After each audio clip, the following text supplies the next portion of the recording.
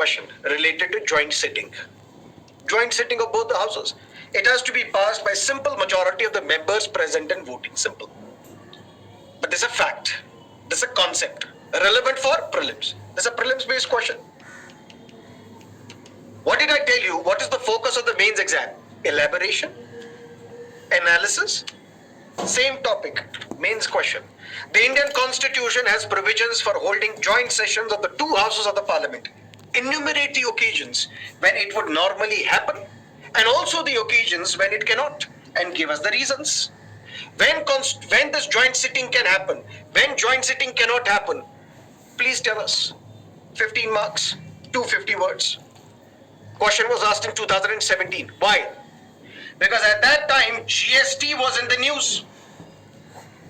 GST was not being passed, was not getting passed. Then somebody recommended that, Mr. Jaitley recommended that we can have a joint sitting on GST. Let both members of the parliament, both from Rajya Sabha and Lok Sabha, come together and discuss the GST. Newspaper said you can't have joint sitting on GST. Why? Because GST is a constitutional amendment bill. And for a constitutional amendment bill, there can't be a joint sitting of the parliament. 2017, this news and this question was asked. Sir, give us more examples. Internal security is one subject. One topic in your GS paper 3 talks about internal security. Headline says security challenges and their management in border areas.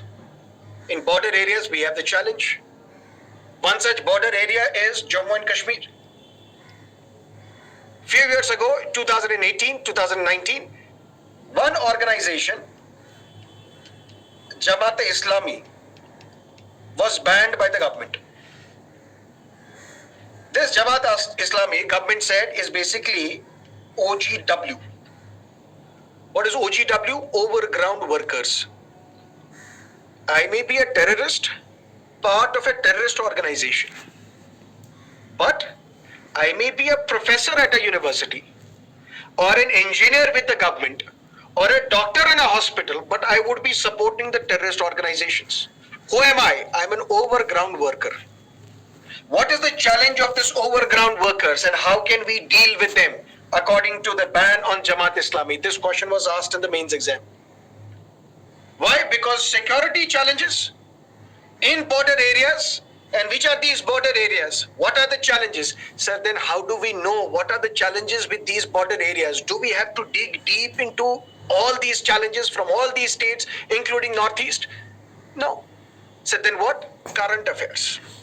Anything related to this topic, if it is there in the newspaper, focus on that. Focus on that and I promise you will clear this examination. Another security challenge. Indian government has recently strengthened the anti-terrorism laws by amending UAPA 1967 and NIA Act. Analyze the changes in the context of prevailing security environment while discussing the scope and the reasons for opposing UAPA by human rights organizations. So what does that mean? In 2019, UAPA was amended, and that is why this question was asked. But then, sir, how do I deal with this topic? First, you look at what is Unlawful Activities Prevention Act. 5 W's, 1 H. This should be your mantra. What is UAPA? Question number 1. Second, why UAPA was passed?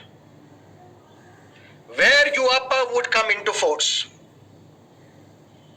Who has the power to pass such a law? Is this power only to the parliament or state legislatures can also pass this law? And how this law is going to help fight against terrorism? And why are there people protesting against this law? So any law or any policy for that matter will have some pros, will have some cons. Please don't focus on only one aspect. There's a coin, it has two sides. Focus on both.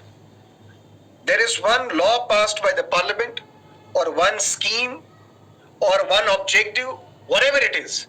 It has two arguments.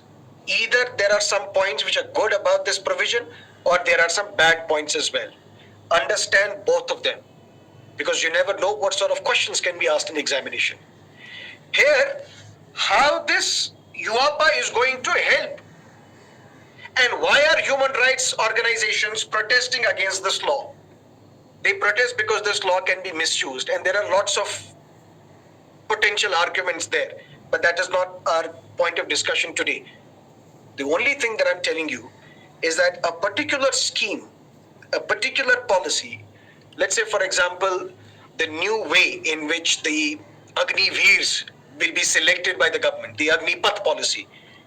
What are the good points of this? What are the bad points of this? Focus on both. Similarly, now there is a talk on old pension scheme versus the new pension system.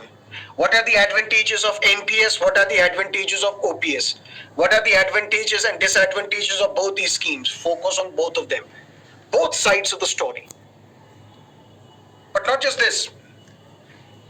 What is cryptocurrency? How does it affect global society? Has it been affecting Indian society also? This question was asked when? 2021. COVID-19. Lockdown was imposed. But there were some tech companies which were raising a lot of money. One such tech industry was cryptocurrency. Bitcoins, for example, Ethereum, for example. Everybody seemed to be talking about cryptocurrency. And if everybody is talking about cryptocurrency, it becomes relevant for your examination as well. When you look at cryptocurrency is in the news.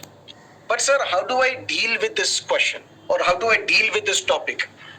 Focus on previous year's question papers, you will get an idea. If you know how and what sort of questions were asked previously, then just the way I told you, National Commission for Backward Classes previously was a statutory body. Now it's a constitutional body. Clear?